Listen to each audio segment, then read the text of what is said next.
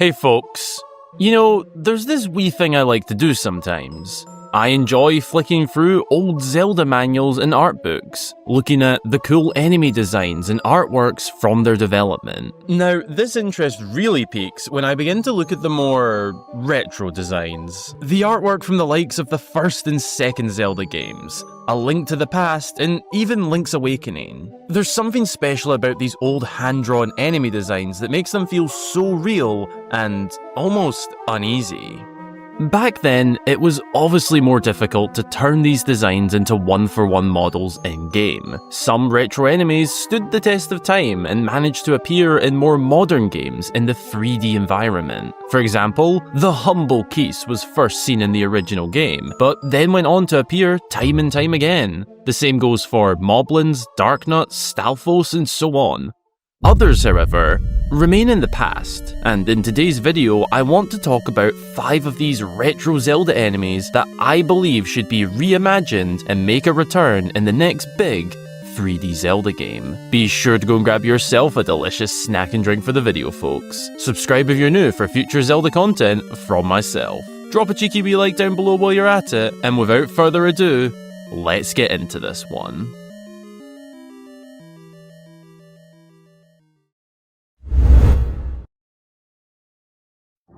The Vire is a unique enemy that first appeared in The Legend of Zelda, later appearing in Link's Awakening and both of the Oracle games. Vires are described as a devil that controls Keese. They appear like a cross between a vampire, gargoyle, and a bat.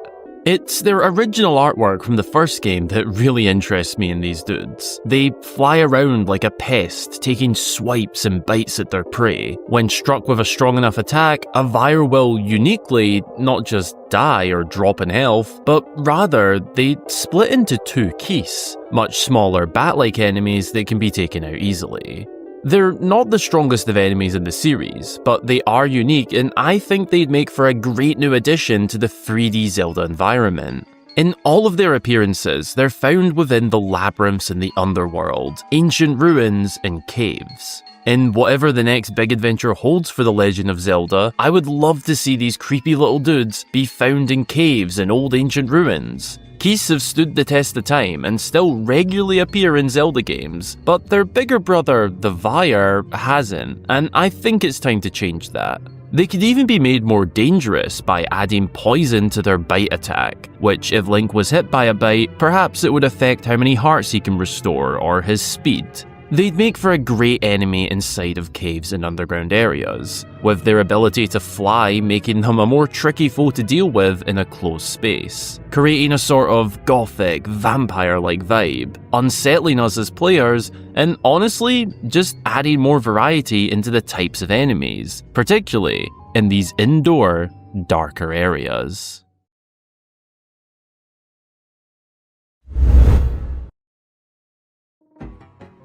Aquamentus, the dragon that some would call a unicorn.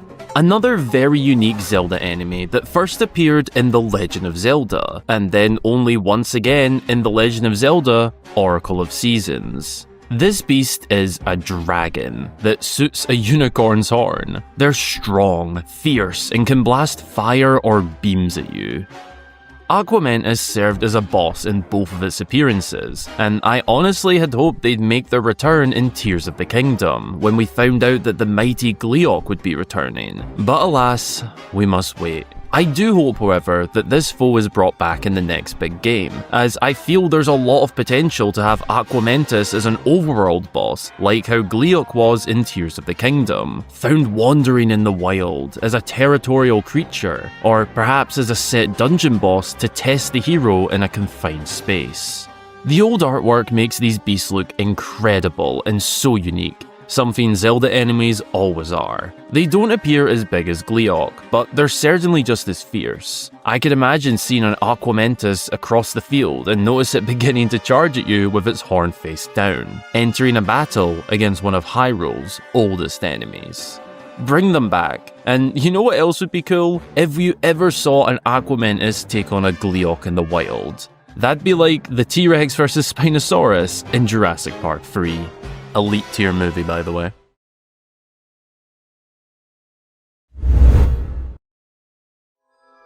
The Pengator has to be the most odd enemy on this list. A part penguin, part alligator hybrid made for this really cool enemy in A Link to the Past, Four Swords Adventures, and A Link Between Worlds, the spiritual successor to A Link to the Past. So I know this one is technically still included in a more modern Zelda, but I'm including it. These tricky wee fellas can be found in extremely cold regions, including ice dungeons and palaces. They typically slide across ice or slippy frozen ground at high speed with their mouth open, exposing their razor-sharp teeth. They have the advantage on ice and are quite an annoying foe to tackle. In A Link Between Worlds, there was also a big Pengator that served as a mini-boss. Assuming the next big Zelda game includes a colder region, or at least a cold-themed dungeon, then Pengators could make for a cool new enemy in the 3D environment. I'd really love to see them as a common cold region enemy, and possibly be a part of an ice dungeon theme. Maybe even bring back the big Pengator as a dungeon mini-boss, and have all the regular-sized Pengators across the dungeon. They'd keep Link on his feet whilst on the ice, and if the next game is really kind to us, maybe, just maybe, they could also swim and act as underwater enemies as well, if we do get underwater exploration back. Fingers and toes crossed.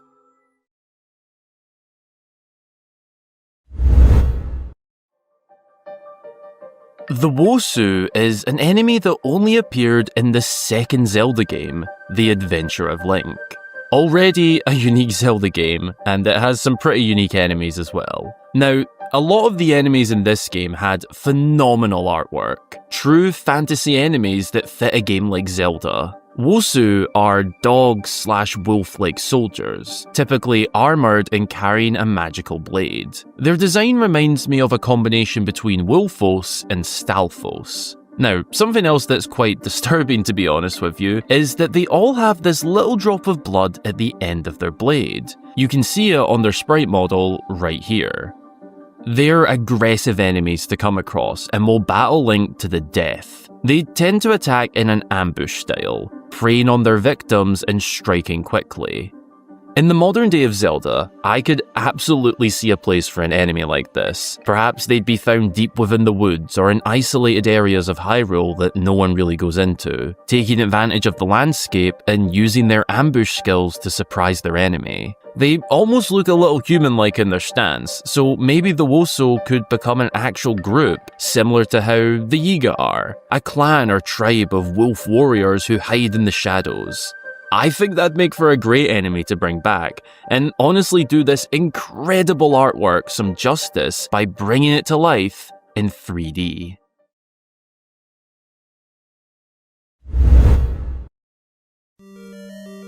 In the original Legend of Zelda, an Oracle of Seasons, we can find an enemy known as Digdogger.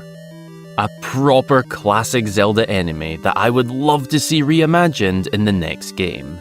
The old artwork for Digdogger is just crazy. It's portrayed as this giant eye with tentacles around it. It's creepy and unsettling to look at, but the actual in-game sprite in the two adventures it appears in are a little less menacing than the artwork, to be honest. This needs to change. Digdoggers are essentially giant urchins that pack a punch. When Link first faces one, he needs to play music to shrink the creature down. Digdoggers hate music, and it causes them to shrivel up into a smaller, more manageable enemy. But they're also quicker once shrunken down, making them a challenging opponent to deal with. I personally think that Digdoggers could return as a form of overworld boss or dungeon boss. This artwork needs justice by having a run in an open 3D Zelda game. It reminds me of the Guardian concept art for Breath of the Wild, and I definitely think it could work. Imagine you're crushing it through a dungeon and get trapped in a room, only for this beast to crawl out from the sand below and begin running towards you with full force. That'd be terrifying, but awesome at the same time. With Digdogger being an eye-based enemy, the tactic would of course be to get its eye open and strike it as many times as possible, which again is a classic part of Zelda enemies. As much as I love brand new enemies, I also love to see older enemies making a return, especially when they've only ever seen the 2D top-down side of the Zelda series. There's honestly so many I'd love to see return, and Digdogger makes the head of this list, but for the sake of the video, I had to narrow it down to only 5. Let me know down in the comments which retro Zelda enemies you'd like to see return in the next big 3D Zelda game. Thanks a ton for watching, folks. If you enjoyed the video, then be sure to subscribe for lots more Zelda content from myself, and drop a wee like down below as well. I'd really appreciate it. A massive thank you goes to all of my amazing supporters across YouTube memberships and Patreon. Their financial backing of the channel really helps to make videos just like this one all the more possible. All tiers receive the same rewards. It's entirely up to you how much you'd like to pledge in additional support. It's all very much appreciated and not at all necessary. But if you do want to, and get some cool rewards in the process, then I'd highly appreciate it. If you want to keep up to date with me, then be sure to follow me on my socials that are linked down below as well. That's including my Discord server. Feel free to join.